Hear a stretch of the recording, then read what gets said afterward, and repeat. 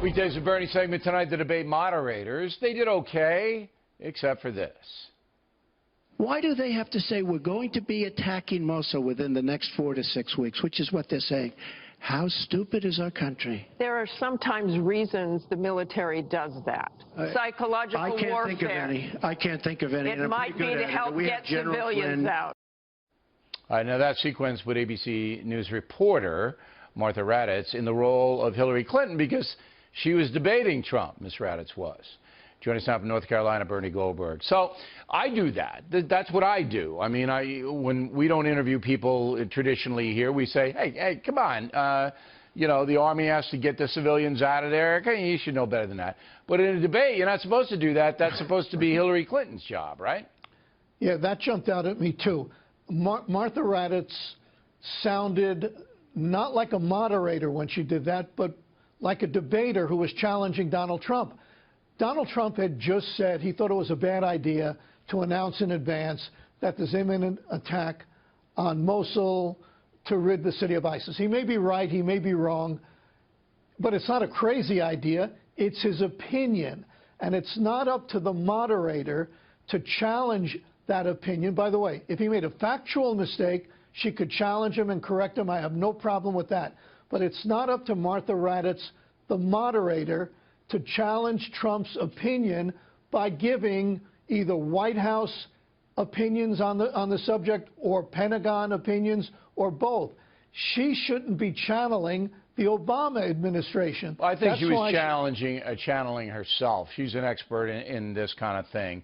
I work with her. I want everybody to know. But hold on. But then she could have. She gave the opinions of the Obama administration, whether it's the Pentagon, the White House, whatever.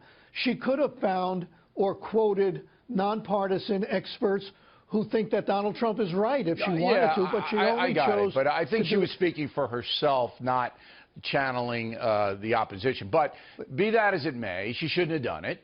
That's not what a debate moderator does, unless you change the debate rules, which would be much better, by the way, to have both political candidates actually challenged about what they say rather than blathering all day long about God knows what, and then you fact-checked after the debate. Now, I didn't think, other than that, though, I didn't think they were, you know, sometimes they cut Trump off a little too quick and they gave Hillary, I guess, but it wasn't egregious, was it? No, I agree with you. As a matter of fact, let's stay on with Martha Raddatz for a second. She asked some tough questions of Hillary Clinton during the debate. She asked her if she was two-faced because she had one opinion on certain issues privately, which was different from her public position. So I didn't have a problem with that. Here's what I did have a problem with. There was one question that was not asked that would have been a huge help for Donald Trump. Because of the leaks, the WikiLeaks, it turns out that Hillary Clinton told some bankers that she has a dream, her words, of open borders in the hemisphere. Well, you know what? The American people don't want open borders. The American people know that open borders would drive wages down for poor people, that open borders would put millions of kids, many of whom don't speak any English, into our already crowded public schools. Open borders would add to congestion, would cause housing problems, and on and on and on. And security. I mean, you know, the terrorists just kind of danced right across. Right. Okay, but that was Trump's responsibility, and he should have been on that. He blew it. He blew it. But that was in the news, and the moderators chose not to ask it. Know. If anybody in the audience wanted to ask it, I don't know, but it didn't come out. And it should have come out. Absolutely. Trump ultimately had the opportunity, and for whatever reason, he didn't remember. He blew it. You know, he had a lot of other stuff, and I know we're going to try to get him on tomorrow. He'll say, "Well, I can't remember everything," and that's true. Now, the first half hour of the debate was all about the Trump tape, and you know, that was what the drama was, that people were going to see if he could stand up to the fire. Do you think he did? Well, he said the same thing over and over again, which was it was locker room talk. That's the only thing he could say. He said, I'm sorry, it was locker room talk. People are either going to buy that or they're not going to buy that. You know, I mean, That's all then he could do. There was nothing else he could do, really. But he did do something else. He brought in the Clinton situation and tried to diminish his situation by pointing to theirs and the hypocrisy of the press.